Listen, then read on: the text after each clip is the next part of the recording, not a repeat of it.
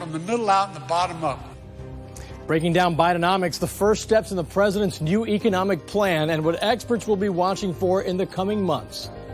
Air quality alert. Canadian wildfires spreading smoke into the U.S. for the second time this summer, where the country is dealing with some of the most polluted air in the world. If this was any other person, they likely would have already served their sentence. The IRS whistleblower sounding off how he says the Justice Department slowed down the investigation into Hunter Biden and what he wants to see moving forward. And tonight, we're getting our first look at what's left of the Titan submersible that imploded during a trip to the Titanic. What's next in the investigation into what caused the tragic accident? This is the National Desk, America's News Now. I'm Eugene Ramirez. Hours ago, the president wrapping up what he called a major address on the American economy. He laid out the foundation for his new strategy called Bidenomics. That's Bidenomics in action. Bidenomics is about building an economy from the middle out and the bottom up, not the top down. Now, here's how he plans to make that happen. It's a three-step plan here. First, making smart investments in America, then empowering workers in order to grow the middle class, and then finally promoting competition to help small businesses out. The president says the strong labor market has put his administration in a position to implement those changes, but critics argue his claims about job creation are exaggerated. The National Desk, Satra Elnashar, shows us the numbers and what they mean. For President Biden, 13 million is a magic number. We've created 13.4 million new jobs, more jobs in 2 years than any president has ever made in 4. Looking at raw numbers, this is true, but the majority of those were recovered from job cuts during the pandemic. What hasn't fully recovered is the overall labor force participation rate driven by people over 55. We still have a very high, elevated job openings number.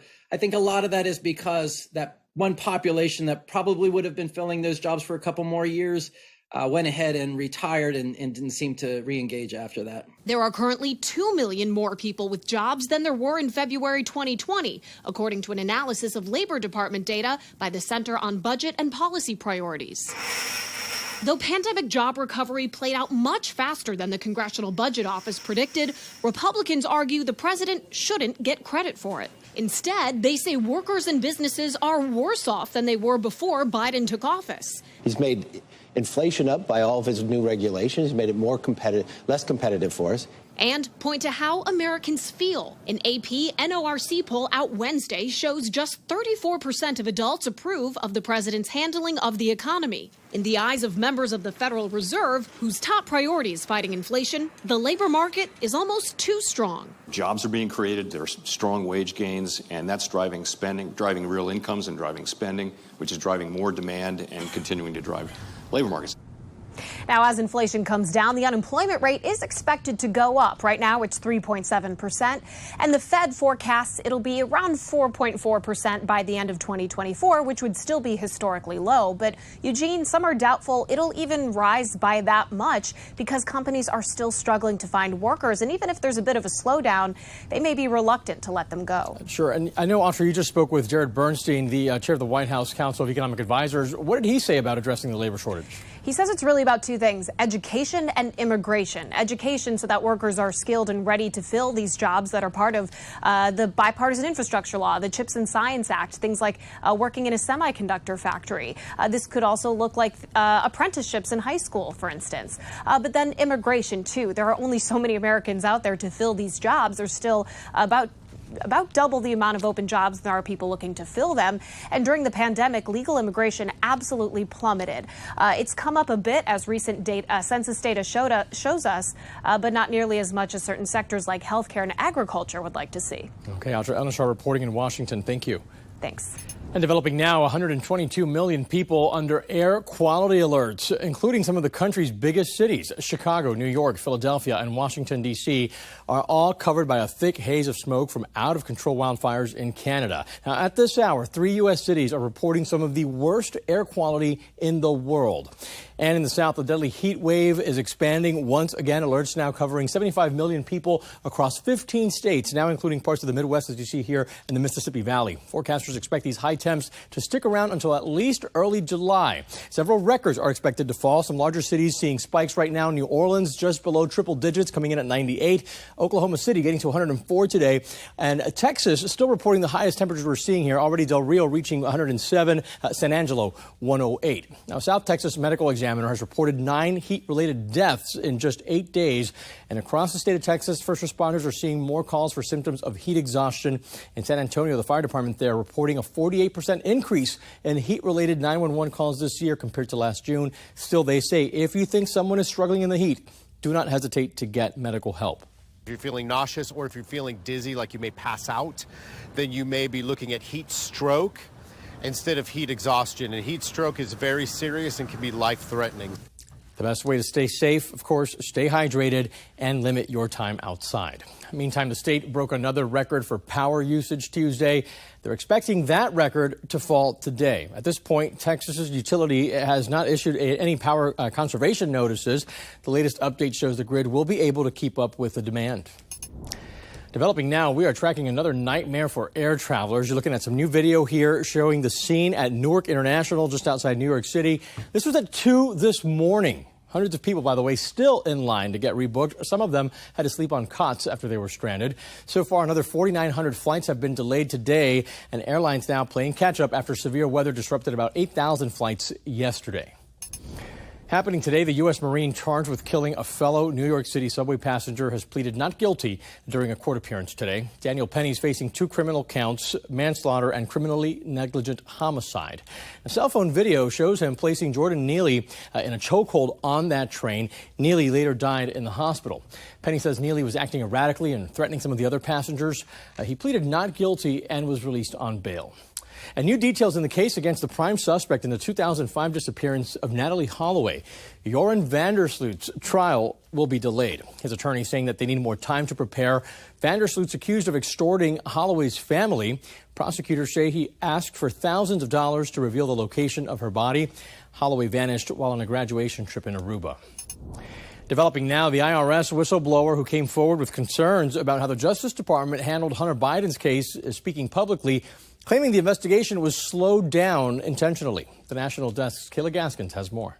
There were IRS agent Gary Shapley standing firm in his stance. The president's son got special treatment during the federal investigation into his tax and gun crimes. Shapley speaking first exclusively to CBS News. If this was any other person, they likely would have already served their sentence. Defending concerns he shared with Congress, including allegations the Justice Department roadblocked parts of their investigation. There were certain investigative steps that we weren't allowed to take that could have led us to President Biden.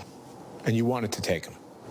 We needed to take them. In a WhatsApp message from 2017, Hunter Biden making demands from a Chinese associate, mentioning multiple times his dad was there next to him. This associate, Henry Zhao, is a member of the Chinese Communist Party, according to reporting by the New York Post. Reporters continuing to pressure the president on his involvement. Were you sitting there?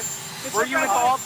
No, I wasn't, and I don't. Were you? No. The House Oversight Committee releasing another one of Hunter Biden's WhatsApp exchanges from 2017. This one demanding $5 million a year from an official at a CCP-linked Chinese energy company. The first son writing, "The Bidens are the best I know at doing exactly what the chairman wants from this partnership." The committee identifying the chairman as a Chinese billionaire whose stated goal is expanding China's reach and influence around the world. Republicans pointing to the IRS whistleblower as further proof the DOJ protects the Bidens. This is public corruption. The District of Delaware still declining to comment. The Justice Department referring us to Merrick Garland's press conference last Friday. We make our cases based on the facts and the law. Garland will appear before the House September 20th. He'll likely face tough questions from Republicans threatening impeachment. In Washington, I'm Kayla Gaskins. Former President Donald Trump countersuing the woman who won a defamation suit against him.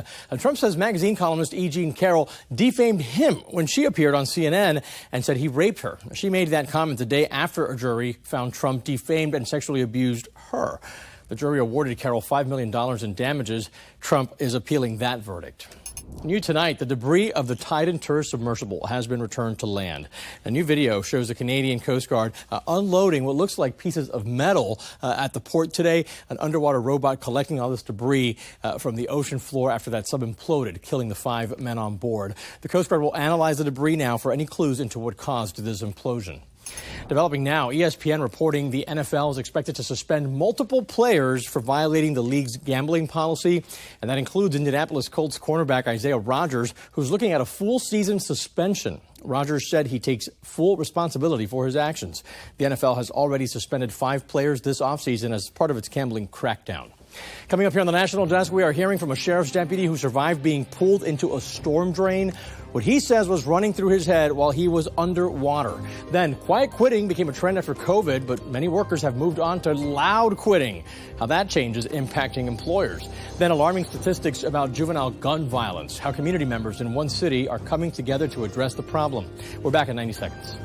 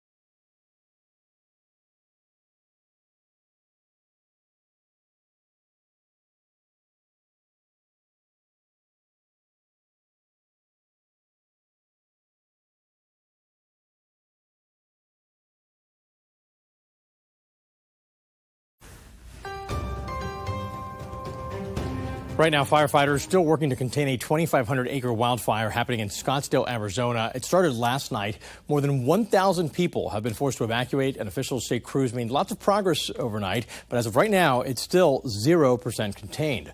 More than 200 firefighters are working that scene. The fire fueled by dry grass and brush. But as of right now, officials don't know what started it.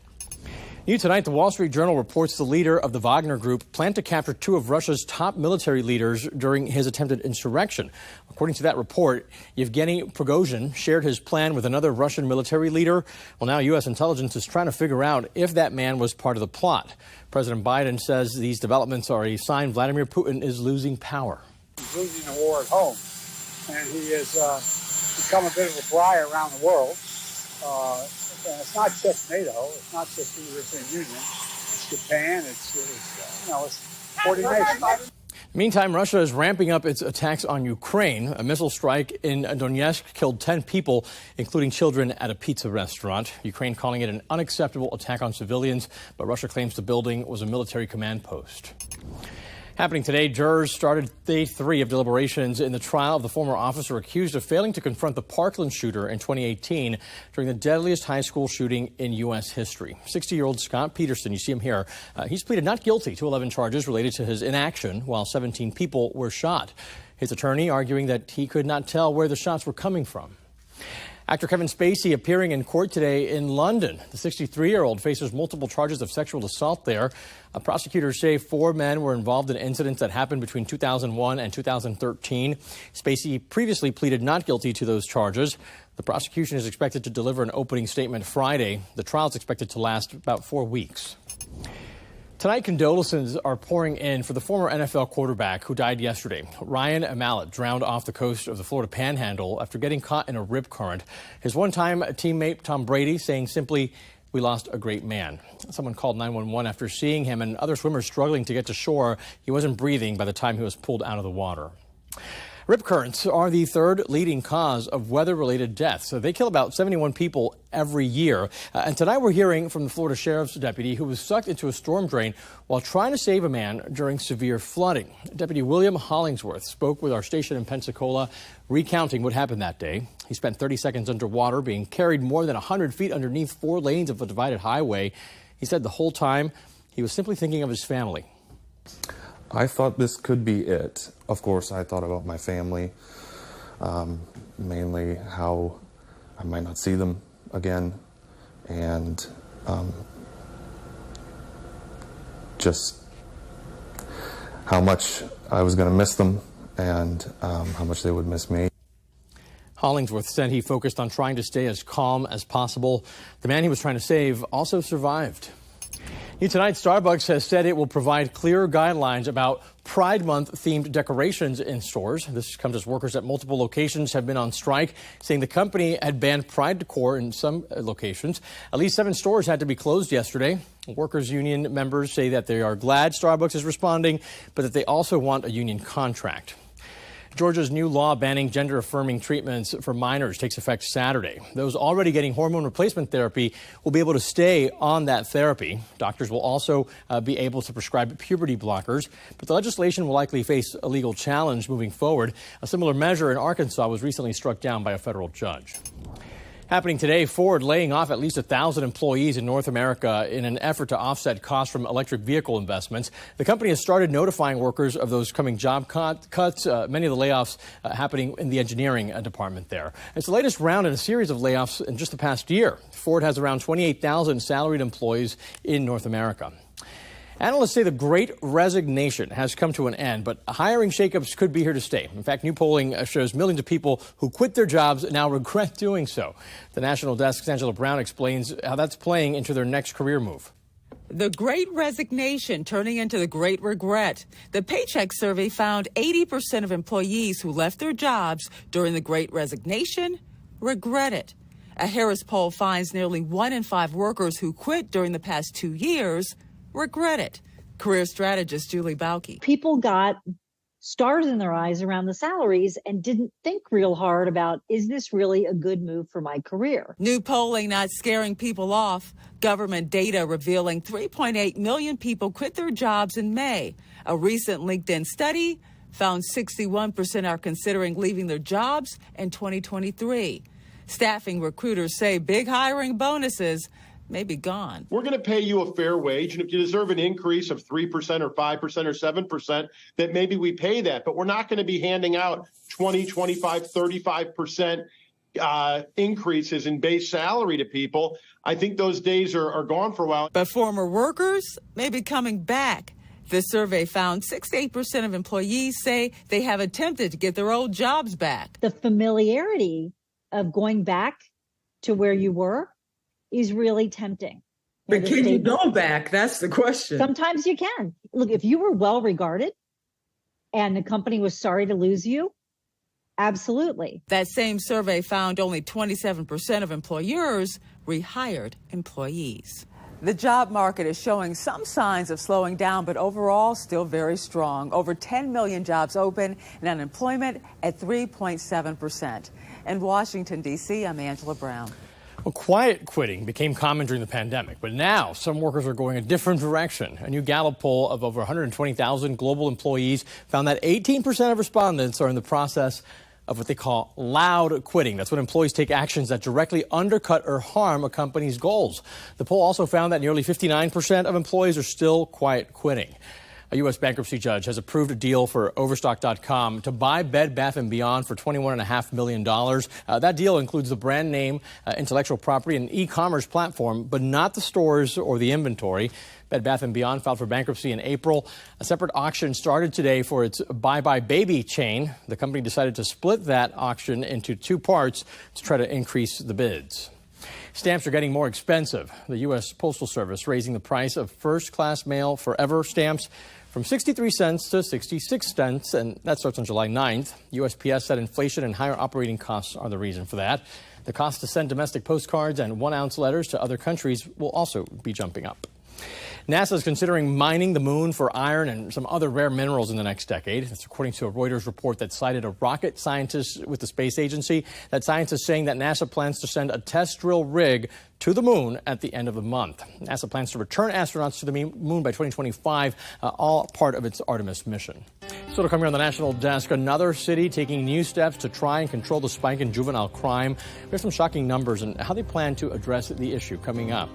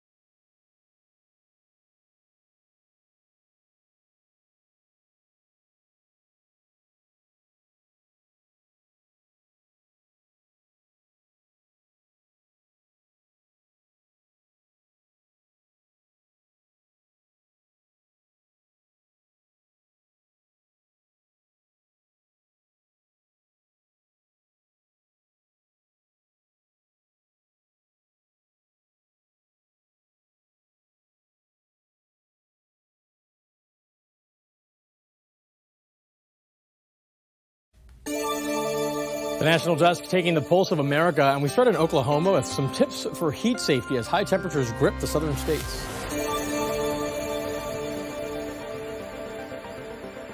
It's really important to know that whenever you leave your vehicle shut, whether the windows are up or down, it still accumulates a lot of heat. And that's what you can see here, is that if the temperature is only 95 degrees, then your vehicle just within 10 minutes is 114 degrees. By the time you get to 30 minutes, it's approaching 130. By the time you get to an hour, it's getting close to 150 degrees, okay? So what that means is whatever you do, whenever you leave your vehicle, it's very important to make sure that you're checking your back seat. You're not leaving children or pets in a vehicle for any period of time unattended during the heat wave. Over to Ohio now. Children in Cincinnati getting shot and shooting others at an alarming rate. There have been more than twice the number of shooting victims under age 18 and 4 times the number of suspects compared to this time last year. A local bishop has created a community peace builders network to bring together groups working to address the problem.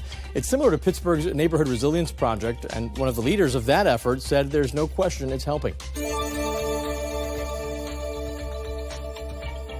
An apple is a sweet and healthy treat. Laughter is fun and good for you. And in the case of play, doctors say there are a lot of health benefits. For instance, we know that people who get 150 minutes of physical activity per week have a 30% lower risk of early death.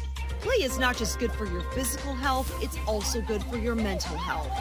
Also involved in play is mental activity, and we know that this kind of mental activity helps with cognition and memory as we get older.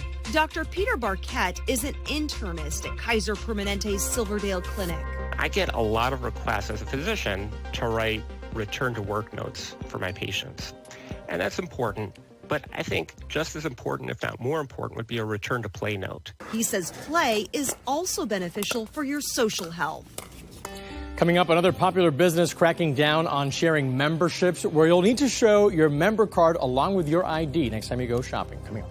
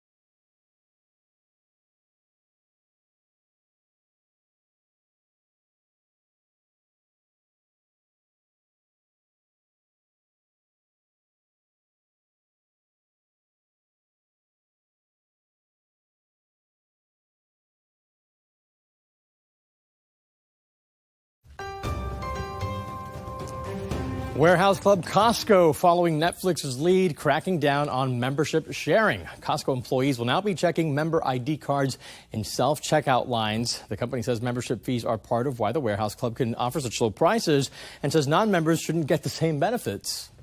This 4th of July weekend, you could get some beer almost for free. Bud Light's offering a rebate of up to $15 on a 15-pack of Budweiser, Bud Light, Budweiser Select, or Budweiser Select 55 in places where it sells for under $15. That offer's available through July 8th. It comes as the brand continues to battle boycotts and declining sales after its partnership in advertising with transgender influencer Dylan Mulvaney.